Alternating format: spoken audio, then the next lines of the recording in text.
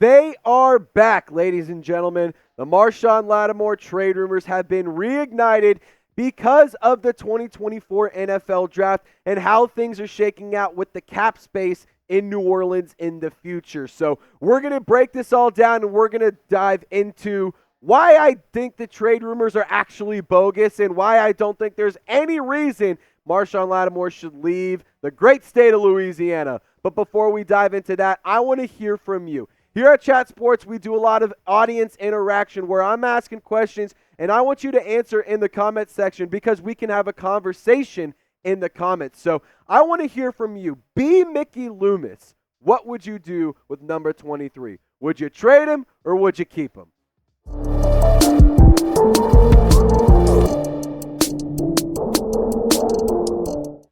Thank you so much for tuning into today's video. I'm so excited to dive into these trade rumors with you, Who Dat Nation. And I just want to kind of set the scene of how we got to this point for this video. So essentially, I was scrolling through the interwebs, if you will, and I saw a Bleacher Report article written by Alex K, where they were discussing some trade ideas that could still happen or that still should happen before the 2024 NFL season gets underway. And they mentioned a lot of good names. They had a lot of interesting ideas, but the one that really caught me and caught my attention was the Marshon Lattimore trade idea that they threw out. So before I give you guys what they said and kind of the compensation, and we give a full, deep dive and debunking all of this, for the record, I do not want to trade Marshon Lattimore. Nothing about me wants to trade away number 23. But this is my job. If I see stuff on the internet, if I see reports, if I see ideas,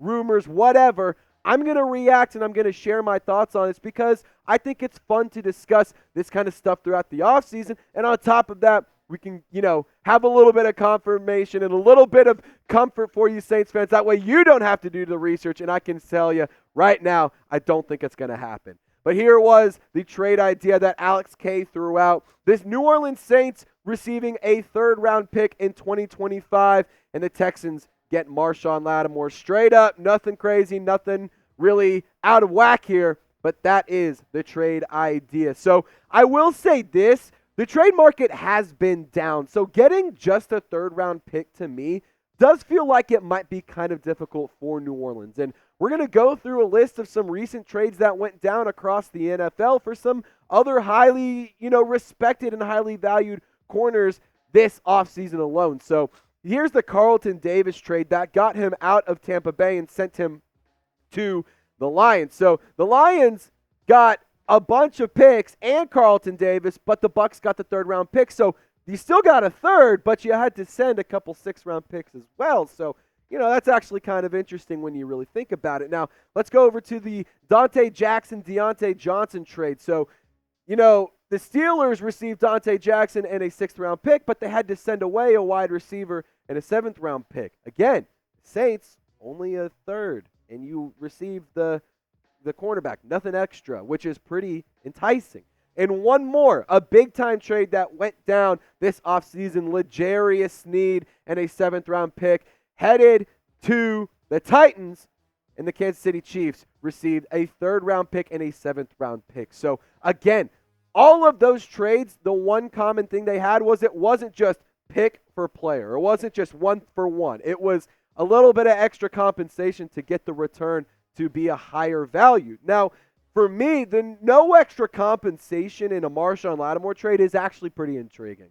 I'm not going to lie to you. If you can get a third-round pick for Marshon Lattimore, a player who has missed 17 games over the past 2 seasons and has dealt with injuries and still plays at a high level, but you got to be on the field to play at a high level. Like, the extra compensation, without having to give that up, really does make things interesting. And the fact that it's a better trade value for a player that isn't as highly regarded at this point in his career as L'Jarius Sneed, you're getting a better trade value. Like, I'm just going to say that's, pretty interesting to me and at least makes me, think about it. But I want to kick it to you guys. Would you do this trade? This is, again, the Bleacher Report trade idea. So don't shoot the messenger and don't think that this was my idea. This was what Alex K wrote up, but I want to hear what you think since I already shared my thoughts.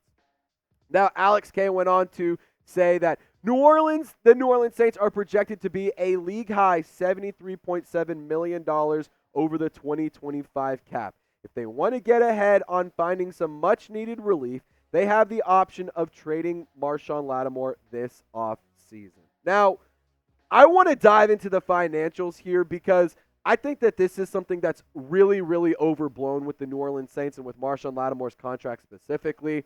Now, if you traded him this year, these are the 2024 cap hit numbers and then the 2025 dead cap number. So if you were to trade him pre-June 1, you're going to have $31.3 million of dead money for New Orleans, and they're actually going to lose an extra $16.7 million in cap savings. So this trade makes absolutely no sense. This would be the dumbest move in franchise history, even dumber than the trade up for Ricky Williams to give every single draft pick away to go get a running back that you didn't even keep around for a while. Like, that would be a atrociously stupid idea. It will never, ever, ever, ever happen pre-June 1.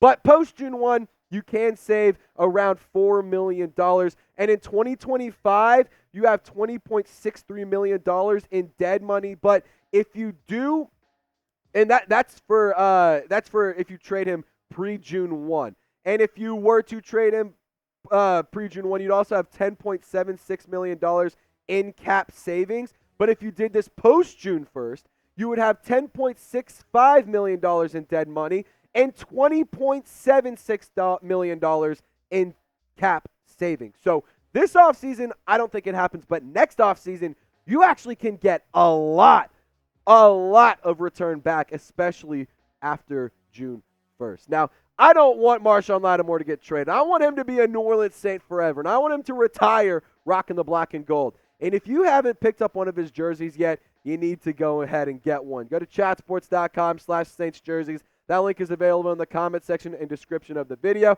It's going to take you right to Fanatics. You're going to be able to pick any jersey from the New Orleans Saints. We don't just have Marshon Lattimore jerseys available. It got Marshon Lattimore specifically for this video, but you can get any player, home, away, men's, women's, kids, whatever you want. Use our link down below. That way Fanatics knows we sent you. Help support the show as well. So back to what Alex K had to say. A little bit more explanation as to why the Saints may want to move on from Lattimore. Trading away Marshon Lattimore is a far more realistic option for New Orleans now that the club has some depth at cornerback. The club recently added a top-flight prospect in Kool-Aid McKinstry, and on day 2 of the 2024 NFL Draft, a player who could be ready to start as early as this upcoming season. Now, sure, that does make some sense. There's depth there. But Mickey Loomis, the Saints general manager, hit this head on directly without at all trying to have any gray area. He took this directly and head on and addressed the situation. Just because we drafted Kool-Aid McKinstry, it doesn't mean anything. Marshon's been a really good player for us for a good period of time. He's one of the leaders of our team. It's just like I said. We can use as many corners as we can get. I'm not actively trying to trade Marshon. Marshon is such a good player. He is an elite corner. There is no reason, ladies and gentlemen, for the New Orleans Saints to trade away Marshon Lattimore. Mickey Loomis understands that. The only people who seem to not understand that are outside bloggers and outside fans who want their defense to get better. They want their team to get better. They don't care what the repercussions are for New Orleans. But the royalty and the luxury of all this, we have the keys to the kingdom. Marshon Lattimore is on our roster. We get to decide when we move on from him, how long we keep him around, how much we're going to pay him. And to just kind of go back to where Mickey Loomis saying we have a damn good cornerback room. They really freaking do. I mean, I was going through this. I was trying to kind of piece together who I think may or may not make the roster. And I'm going to be honest, it's kind of a tough decision because Paulson Adebo, Marshon Lattimore, Lante Taylor are all incredibly talented at their respective positions.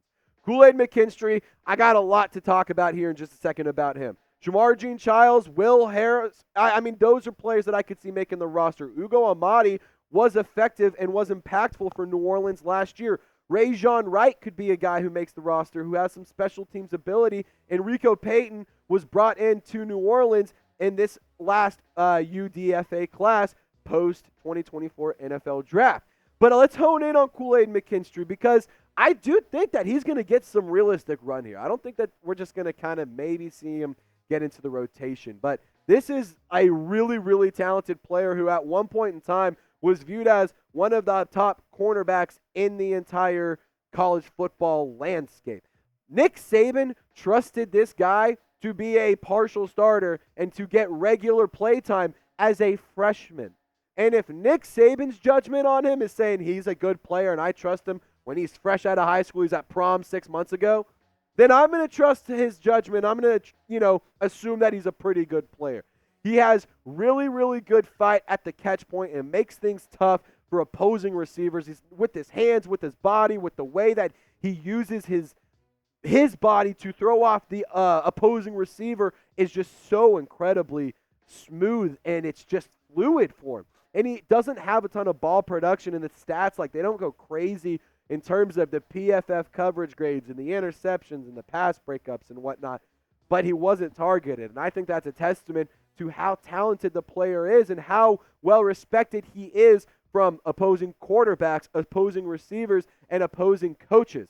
And he is more of an outside corner, but the size and length profile is ideal for the NFL. And he's a player who comes into the league ready to start day one. In the Dane Brugler, he did have a really nice write-up on him in terms of his scouting report, saying that McKinstry doesn't play with high-level speed or aggression, but he is a long, smooth athlete with the football IQ that should translate quickly to an NFL field.